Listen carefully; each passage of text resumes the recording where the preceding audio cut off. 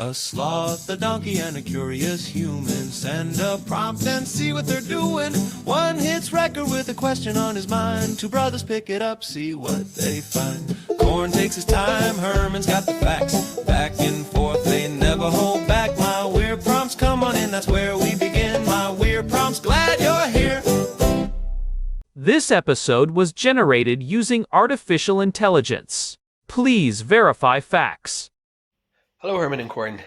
So we sometimes read in the news that when diplomacy goes sour, a government will declare somebody, an ambassador or multiple people in an embassy to be persona non grata, or PNG, as it's sometimes acronymized in diplomatic speak.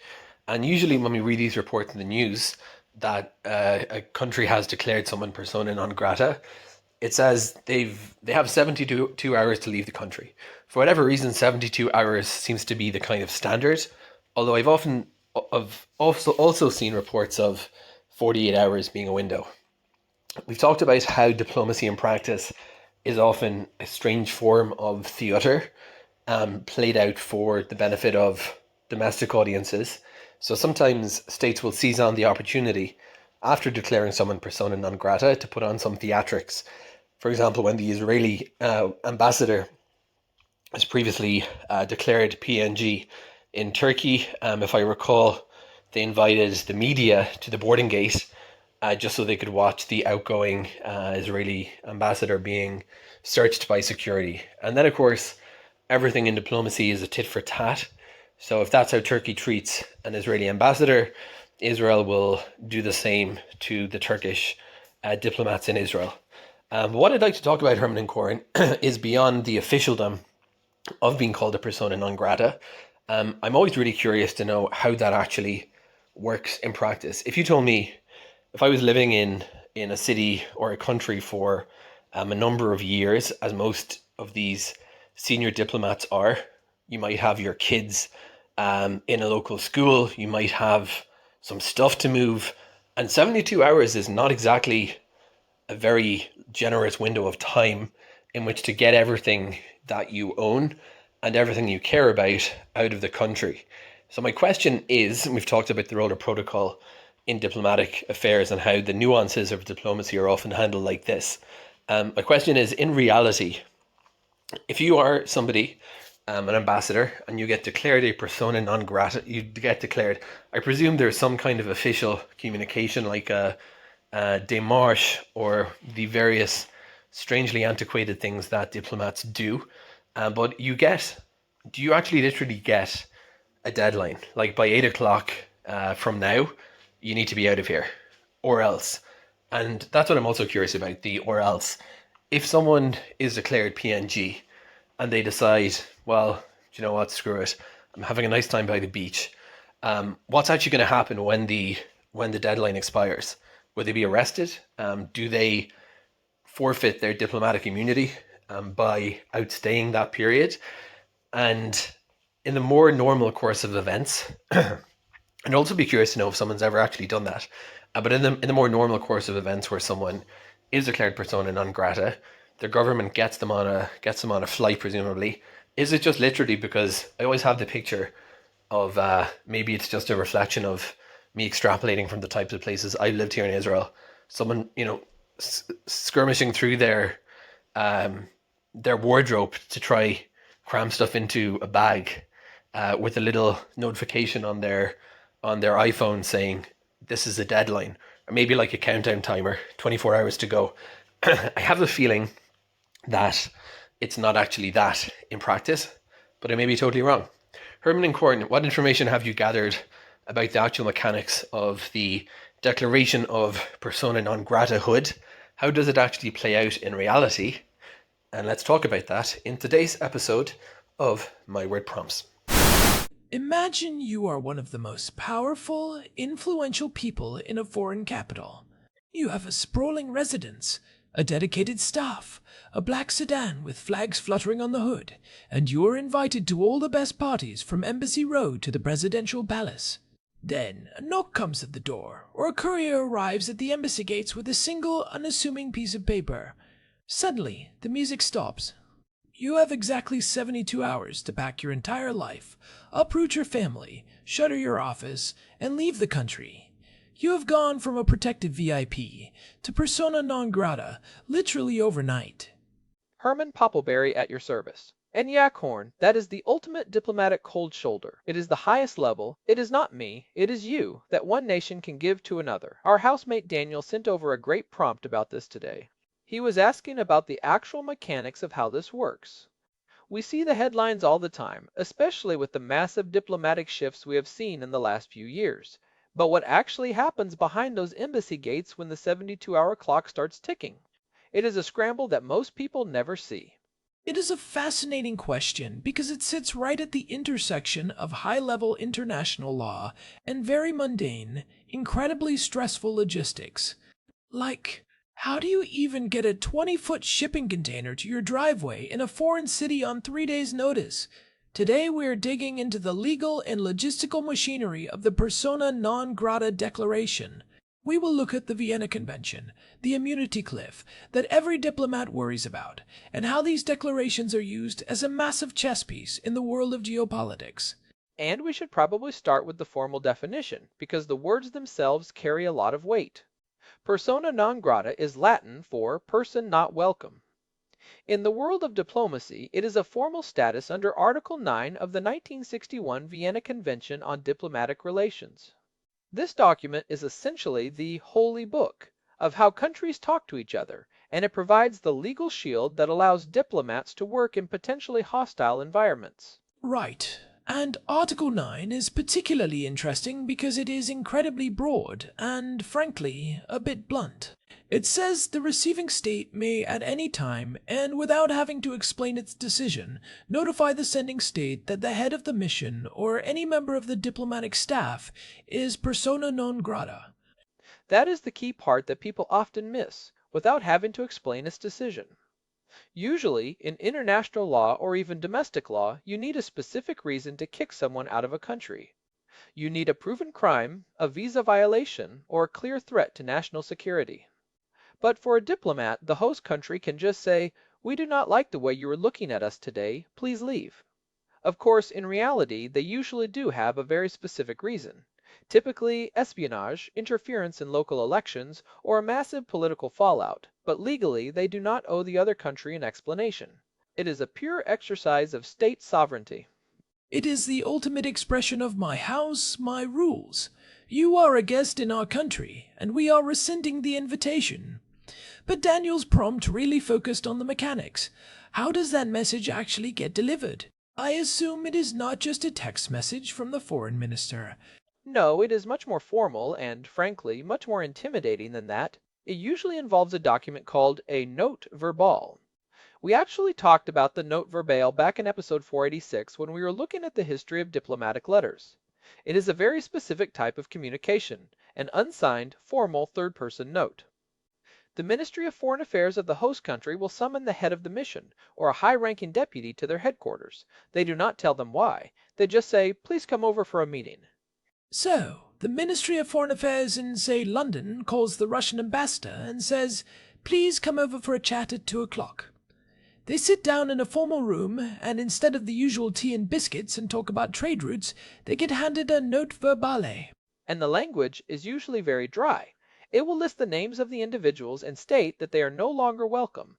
It will then specify the time frame for their departure. While the Vienna Convention does not actually use the number 72, that 72-hour window has become the standard international convention.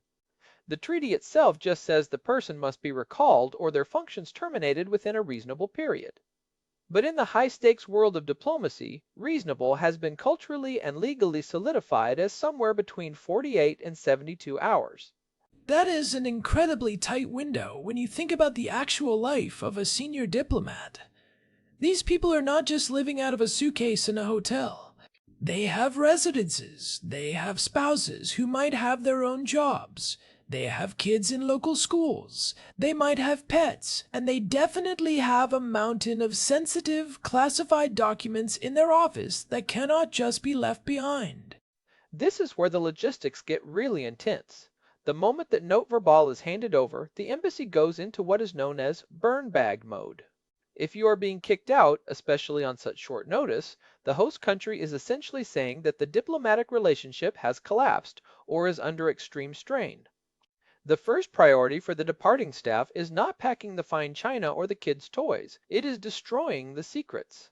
You often hear stories about black smoke coming from embassy chimneys during these windows. Is that still a thing in the digital age? It is more of a thing than ever. They are not just burning paper, they are destroying hard drives, encrypted communication hardware, and any physical files that cannot be moved securely in 72 hours.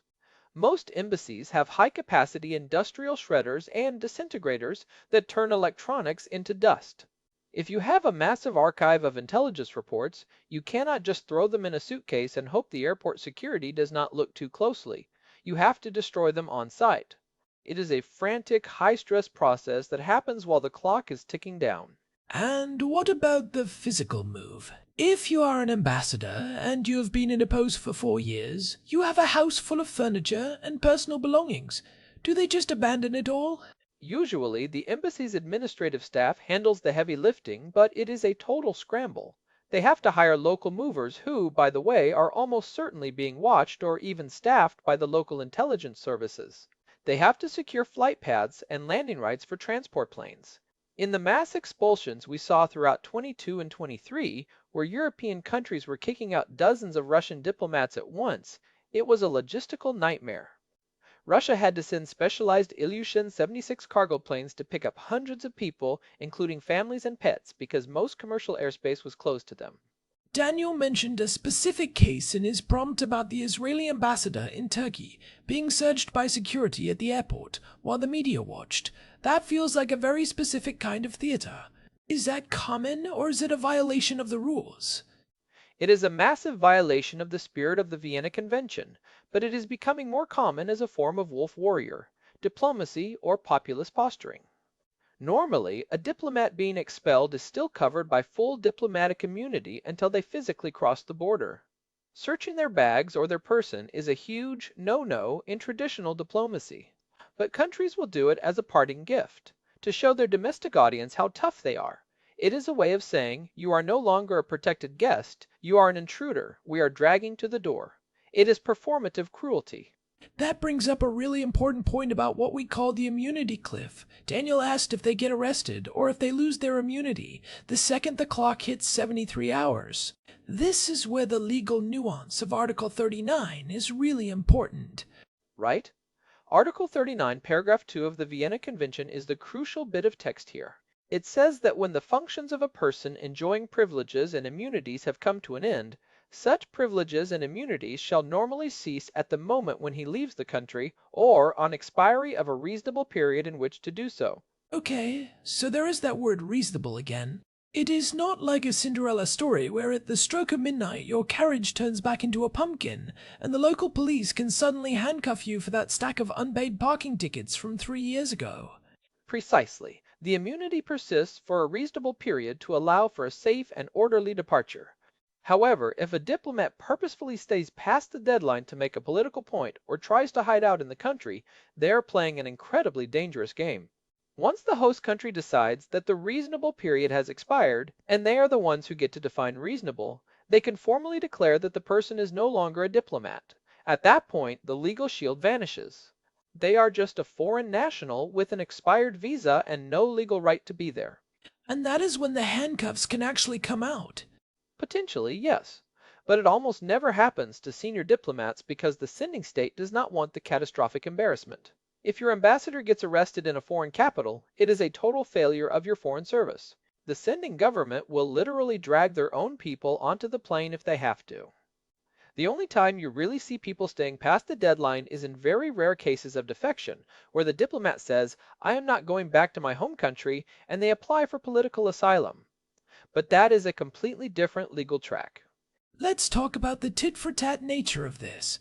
This is something we see in almost every major diplomatic spat. If country A kicks out 5 of country B's diplomats, country B almost always kicks out 5 of country A's diplomats within 24 hours. It feels very schoolyard, but I assume there is a deeper logic to it. It is the iron law of reciprocity.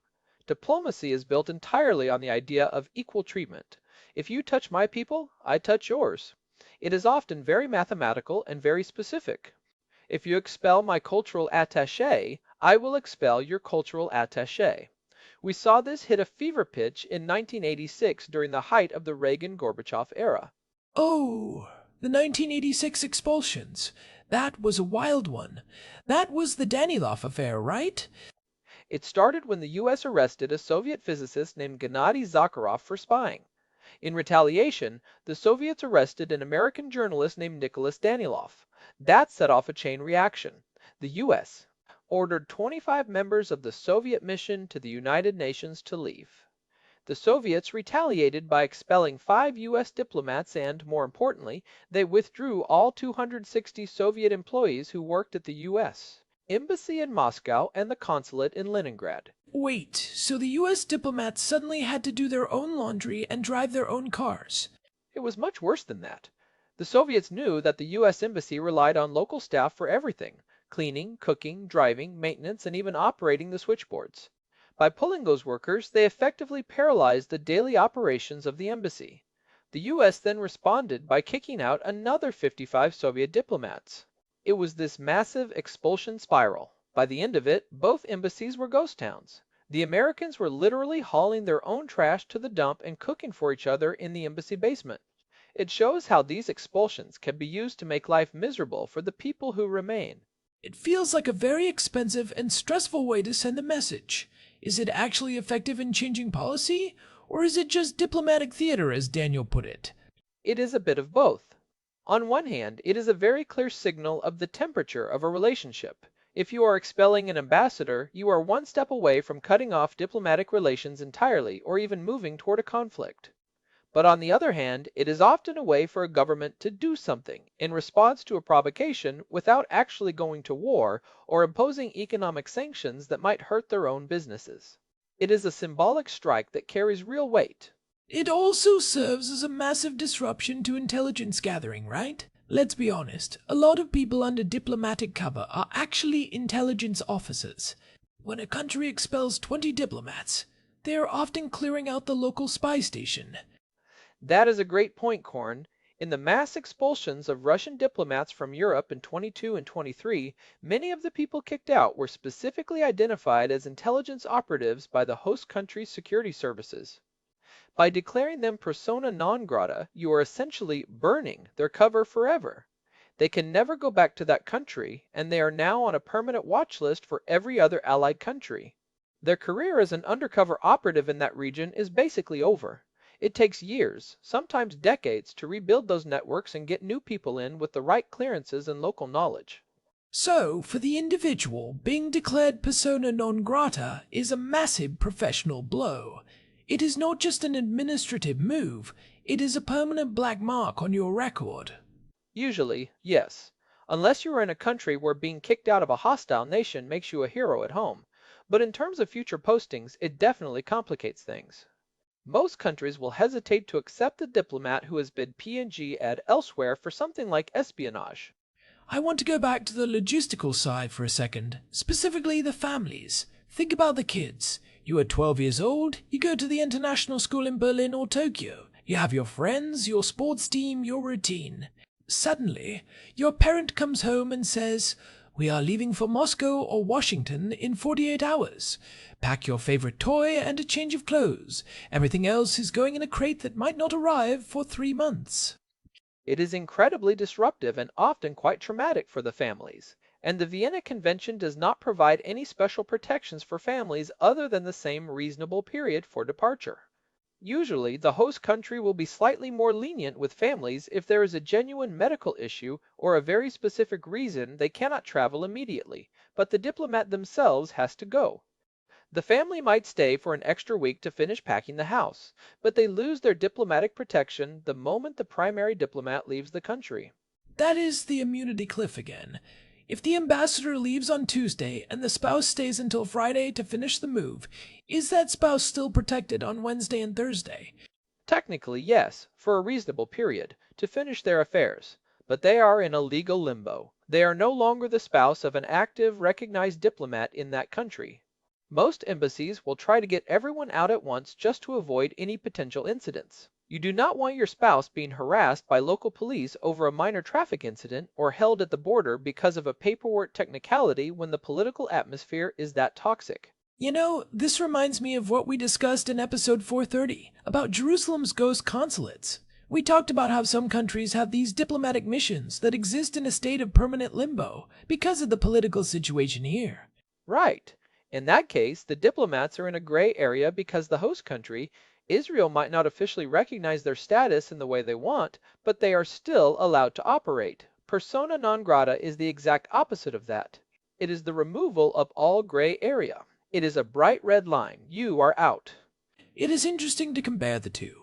In the ghost consulate situation, you have diplomats who are technically unrecognized, but stay for decades.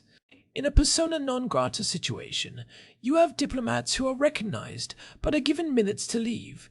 It shows how flexible, or incredibly rigid, diplomatic status can be, depending on which way the political wind is blowing. And the political wind can shift so fast. You can be the guest of honor at a state dinner on Monday and be persona non grata by Wednesday afternoon. It is why diplomats are taught from day one to always have their go bag ready.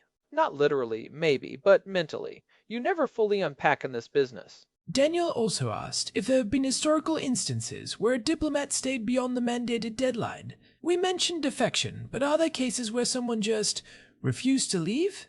There was a famous case in 1941, though this was slightly before the Vienna Convention was finalized. After the U.S. entered World War II, the German and Italian diplomats in the U.S. were rounded up and essentially held in luxury hotels like the Greenbrier in West Virginia. They were unwelcome, but they could not leave because there were no safe flight paths or ships during the war.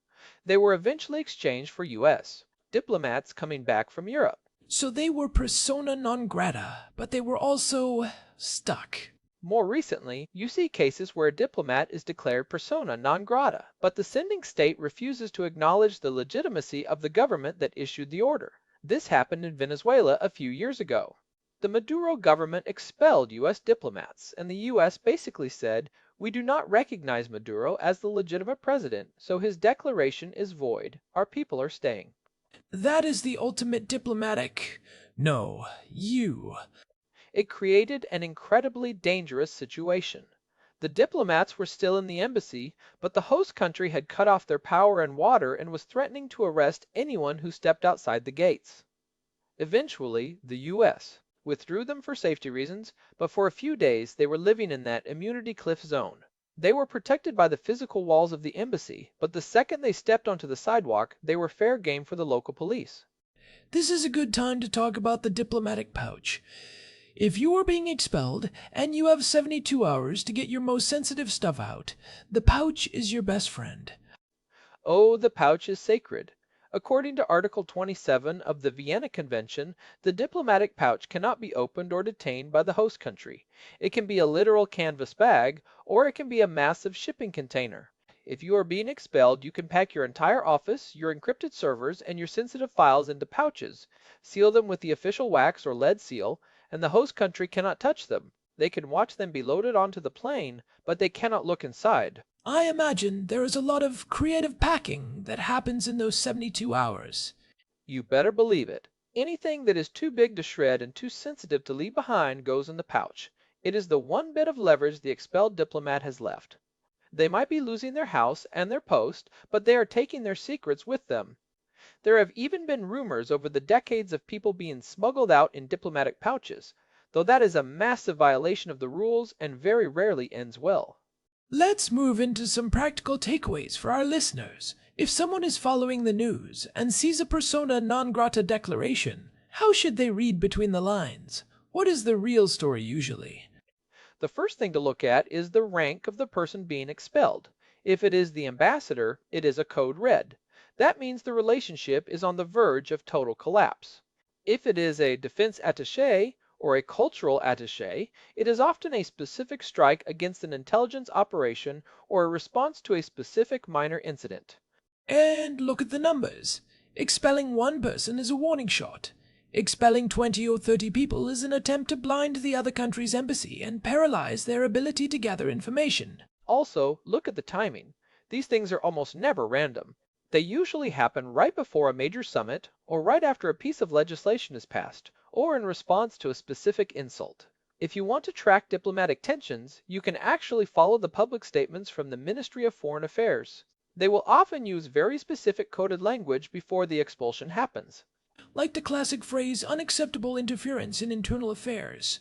That is the big one. If you see that phrase in a press release followed by a persona non grata declaration, you know exactly what happened. It usually means the diplomat was either caught meeting with opposition leaders or was caught doing something they should not have been doing with a camera and a dead drop in a park. Another takeaway is the concept of reciprocity we mentioned. If you see country A expel someone, you can almost set your watch by the retaliation from country B. It is a cycle. The question is always, who stops first? If the cycle continues, you eventually end up with ghost embassies where there are no diplomats left to expel. And that is when things get really dangerous. Because when you stop talking, that is when the risk of miscalculation in war goes up. Diplomacy, even when it is performative and includes these weird 72-hour scrambles, is a way to manage conflict without violence. Persona non grata is a pressure valve. It allows a country to express extreme anger and take a tangible action without actually pulling the trigger on something worse. It is a fascinating mechanism. It is harsh, it is disruptive, and it is deeply personal for the people involved. But it is a vital part of the theater that keeps the world running. I think that is a great way to put it. It is theater with very real consequences. You are playing a role, but if you miss your cue or stay on stage too long, you might end up in a foreign jail cell or causing an international crisis. We should probably talk about the future of this. In a world of digital diplomacy and remote work, does persona non grata even matter as much? If I can run an embassy's operations from a laptop in a neighboring country, does kicking me out of the capital actually stop me? That is the big question for the 21st century. We are seeing the rise of virtual embassies and digital diplomacy, but there is still no substitute for boots on the ground. You cannot go to a cocktail party virtually and overhear a secret. You cannot build a deep, trusting relationship with a local contact over an encrypted app in the same way you can over a long meal in a quiet restaurant. The physical presence of a diplomat is what makes them valuable, and it is what makes them a target for expulsion. So, as long as we have physical borders and physical embassies, we will have persona non grata. I believe so. It is the ultimate delete button for a host state, and as long as nations value their sovereignty, they will want to keep that button within reach. It is the final word in any diplomatic argument. Well, this has been a deep dive. I feel like I need to go check my own go bag now, even though I'm just a sloth living in Jerusalem. You never know, Corn. One day you are a beloved podcast host. The next day, persona non grata. I would miss you, though. I do not think I could do the show without my brother. I appreciate that, Herman. I would miss your nerdy deep dives, too. And I definitely would not want to be the one handling the shipping container for all your history books. That would take way more than 72 hours. Guilty as charged. I would need at least a month just to bubble wrap the 1960s section. Before we wrap up, I want to remind everyone that if you found this interesting, you should definitely check out episode 486, Ink and Power, where we go deeper into the history of things like the Note Verbale and how formal diplomatic communication actually works. It provides a lot of the pre-story to what we talked about today. And if you want to see what happens when the legal status of a mission is never quite settled, episode 430 on the ghost consulates here in Jerusalem is a must listen. It is a very different kind of diplomatic limbo. We also want to thank Daniel for sending in this prompt. It is a topic that is always in the headlines, but rarely explained in this kind of detail. If you have a weird prompt or a question about how the world works, head over to our website. That is myweirdprompts.com. You can find our full archive there, plus the RSS feed if you want to subscribe directly. We are also on Telegram. Just search for My Weird Prompts and you will get a notification every time we drop a new episode. And hey, if you have been listening for a while and you are enjoying the show, could you do us a huge favor? Leave a review on your podcast app or a rating on Spotify. It really does help the show reach new people who might be interested in these deep dives. It genuinely makes a difference. We see every review and we appreciate the support. All right, I think that is it for today. The 72-hour clock is winding down for this episode. Time to clear the room and shred the notes. Thanks for listening to my weird prompts. I am Corn Poppleberry. And I am Herman Poppleberry. We will see you next time. Safe travels, everyone. Stay welcome. This episode was generated using Gemini Flash 3. Text-to-speech engine was Chatterbox. Thanks for listening to our show, my weird prompts, where our thoughts go from slow takes to facts on cue. We change and follow through. My weird prompts, that's the flows from sloth